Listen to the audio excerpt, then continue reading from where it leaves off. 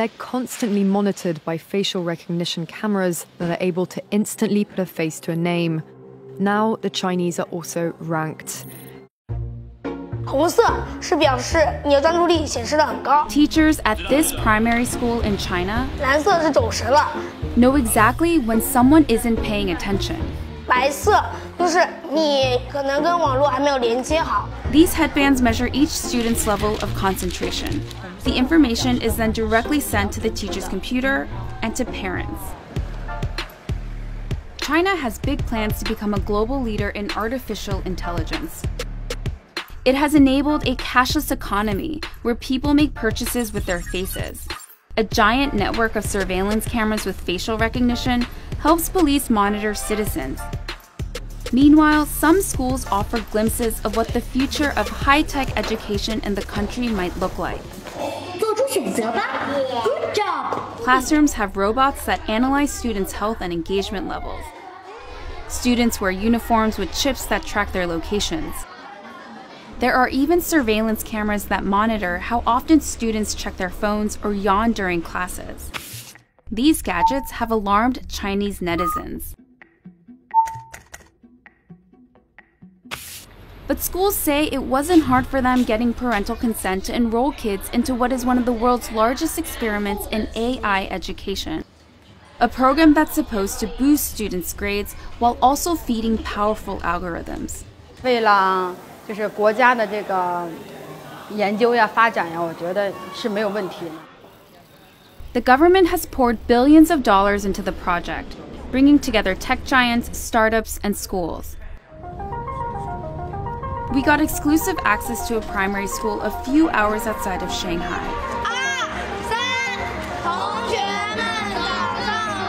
To see firsthand how AI tech is being used in the classroom. For this 5th grade class, the day begins with putting on a brain wave sensing gadget. Students then practice meditating. 现在想象我们眉心有一点柔和的光芒绽放。 The device is made in China and has 3 electrodes, 2 behind the ears and 1 on the forehead. These sensors pick up electrical signals sent by neurons in the brain. The neural data is then sent in real time to the teacher's computer. So while students are solving math problems, a teacher can quickly find out who's paying attention and who's not. 说明这段时间他是有点在那走神的。 A report is then generated that shows how well the class was paying attention. It even details each student's concentration level at 10-minute intervals. It's then sent to a chat group for parents. 就是他可以看到每个人的评分。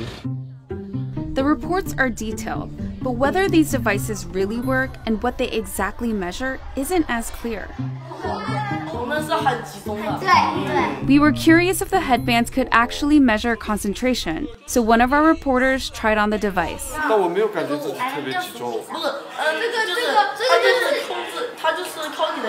This is a new technology with still fairly little research behind it. Theodore Zanto is a neuroscientist at the University of California, San Francisco. He was surprised to learn that this tech, called electroencephalography, also known as EEG, is being used in the classroom on children. It's usually used by doctors in hospitals and labs. EEG is very susceptible to artifacts, and so if you are itchy or just a little fidgety, or the EEG wasn't set up properly so that the electrodes didn't have a good contact, affects the signal. Despite the chances for false readings, teachers told us the headbands have forced students to become more disciplined. 上课回答我的问题，就是他们的声音会比平常更响亮。 Teachers say the students now pay better attention during class, and that has made them study harder and achieve higher scores. 上课认真听讲，作业做的基本上是全对的。 But not all students are as enthusiastic.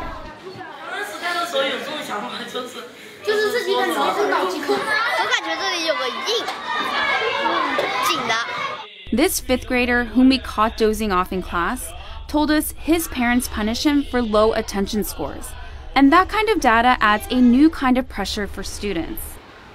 想啊，如果在一次考试全班人都考了95分以上，就你考了一个85，你会不会感觉你有一种Companies we interviewed said the data can go to government-funded research projects. We spoke to parents who were unclear about where the data ended up, and they didn't seem to care too much. Santos says there's likely no privacy protection at all. In a classroom, if you're trying to make an assessment of an individual student, you really can't anonymize it. Experts and citizens alike are sounding alarms about various aspects of the country's huge push into artificial intelligence. These classrooms are laboratories for future generations. And while these new tools may potentially help some 200 million students raise their grades, just how this all works out won't be apparent until they become adult citizens.